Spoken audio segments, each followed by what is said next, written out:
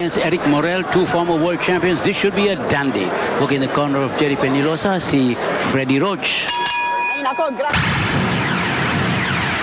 54 wins, 7 losses. Eric Morel, 41 wins, 2 losses. Parehong two-time world champion. I watched, Morel in practice. Mabilis, malakas, determined. Pero Jerry talagang humataw rin sa ensayo sa Los Angeles kasama si Freddie Roach. This should be a good battle at mga skill. It's a battle of skill, really. Yeah, magandang kondisyon ng dalawang fighter. And again, the winner of this fight goes for a world title sa bantamweight division, 118 pounds. Morel, shoving and moving. Yun ang estilo niya. Mabilis ang kamay, mabilis ng paa. Si Jerry, more of a plodder moving forward. Yun ang estilo niya. Likes to throw big punch. Likes to work to the body. Comes inside. Good counter puncher. Okay, they call Morel Little Hands of Stone. At si Jerry naman, fearless. Jerry, sabi nga ni... Oh, wow. 1, 2, 3, 4, 5, 6. Huh? Pero all of From Morel. Pero all of the forearm of Jerry Peñalosa, those are not really scoring punches, Yung problema ni Jerry is how to catch Morel. Now, he's got him against the ropes, but... Matangkad si Morel, no? Saka yung takbo na, takbo na side to side, no? Jerry's gonna be doing a lot of running sa laban ito. 1, 2. Peñalosa breaks through. Oh, attack of Morel. Morel is 34 years old. Jerry Peñalosa 37, but definitely mukhang mga bata tong dalawang fighter. Yeah. And they still want a world title. They're hungry for a world title. Hungry for a world title. Jerry, of course, nakadalawa na. Lost. Okay, and you hear the crowd there cheering for Jerry. Last time nakita natin si Jerry lumaban sa Puerto Rico na si Juan Ma. Sa Puerto Rico.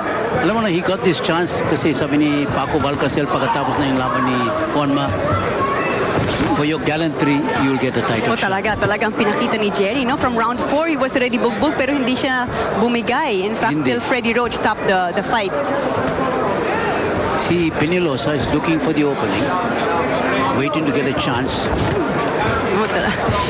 Morel using his reach there to keep Peñalosa at bay. Not only using his reach, his foot speed. Yeah, he's moving side to side, no? Mahirap na target. Siyempre, mahirap ang moving target. Sabi ni Coach Freddie Roach, it's gonna be a tough opponent and Jerry has to put his A game. Pero bilib rin si Coach Freddie kay Jerry. Still the best tactician daw of the game. And, as Baba Aaron said, before there was Manny Pacquiao, there was Jerry Peñalosa. Tama. So let's see kung anong may bubugan dito ni Jerry. Morel, very quick hands, final 10 seconds of round number 1.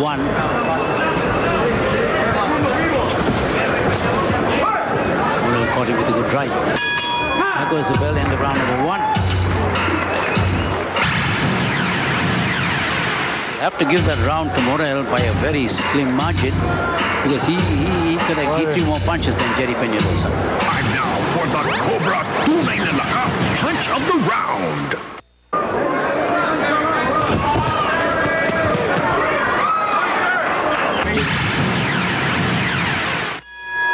Yep, siya yung conditioning trainer ni Manny Pacquiao. So we've got the whole Pacquiao corner here na nagtatrabaho rin para kay Jerry. Of course, Jerry and Manny, good friends, old-time friends. And of course, ganado si Peñalosa na nandito nga si Manny Pacquiao. Throwing a lot of punches. Yeah, and he's moving forward, no? Moving forward. Wow. But again, blocked by Jerry, no? But very quick hands of Morel. Mabilis ngayon. Mabilis Nakita ko sa training yung kaliwa niya, mabilis. Uppercut, straight hook. Jerry doing a good job of blocking. That's his style, yung mga taas yung kamay niya. Ganda gumalaw silang dalawa, no? Maganda panoorin. Nice form. Okay, kung bago na kayo naka-tune in, ay dalawa ng tagumpay para sa Pilipinas. Manalo si Mark Milligan at si Bernabe Concepcion. Meantime, Jerry Peñalosa kalaban si Eric Morel ng Puerto Rico. Peñalosa gustong bumawi sa kanyang talo mula kay Juan Ma na Puerto Rican din last year. Alam mo, sa weigh-in, talagang ang tagal nakipag-usap to si Morel kay Juan Ma. Talagang kino-coach siya kung ano yung dapat niyang gawin dito kay Jerry. Jerry, there's a little swelling on the below the right eye of Jerry. Tama, that si Arisa was working on that in the after the first round.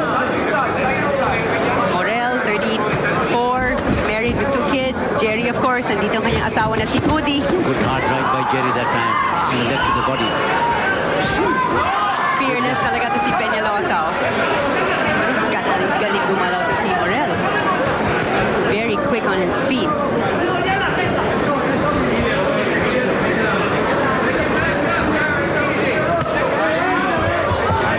Right by Morel.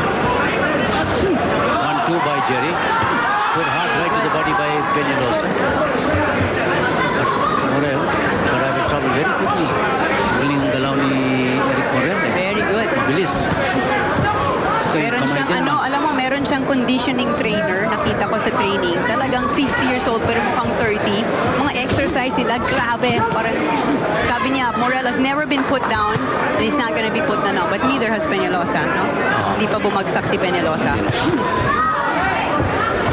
Oh, low blow. Mora.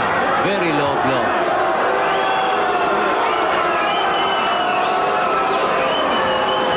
Okay, jam-pack po dito sa Hilton, Las Vegas. Maraming mga Pinoy. We got Eric Morel of Puerto Rico against Jerry Peñalosa. Ito ang Pinoy Power 3 Latin Fury 13.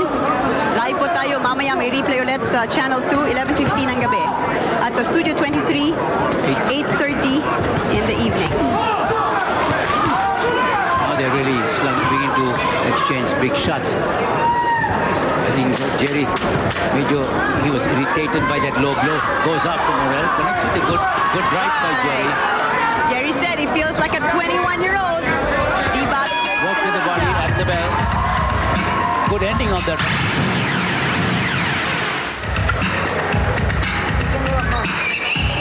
Time now for the Cobra Tunay na Lakas Punch of the Round.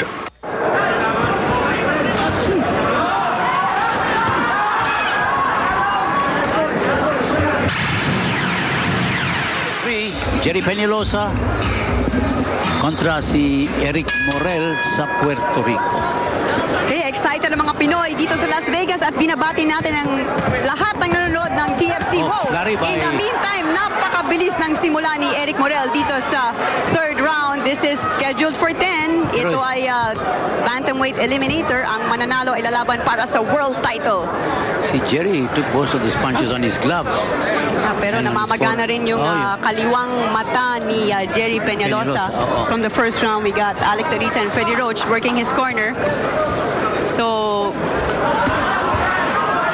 sana po in-enjoy nyo ang inyong Valentine morning. At binabati po natin ang lahat ng mga TFC subscribers sa Middle East, Europe, North America, Asia, Australia. Happy Valentine po. Si Jerry, he's gusto pasok. Jerry has worked so hard in training. Alam niya, sabi ni Freddie Roach, Ronnie, he's giving him 2 more fights. This one and 1 more.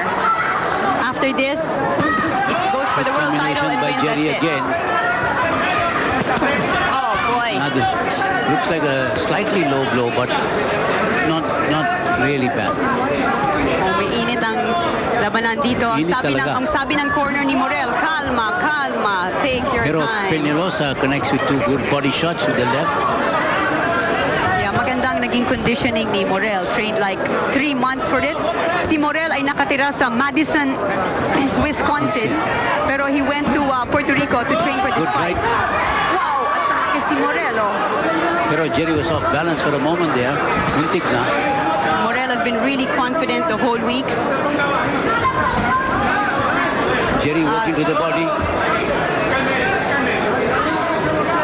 Gusto ni Jerry pasok sa, to the body. Gusto niya to work inside.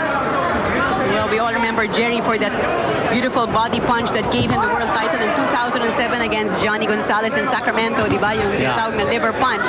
And, gusto niya. Yeah, he wants to come back. And he knows that he needs that dito sa laban kay Eric Morel ng Puerto Rico. Morel, married with 2 kids. Dito kanyang asawa ni Peñalosa. Dito rin si Goody. She's been cooking for him.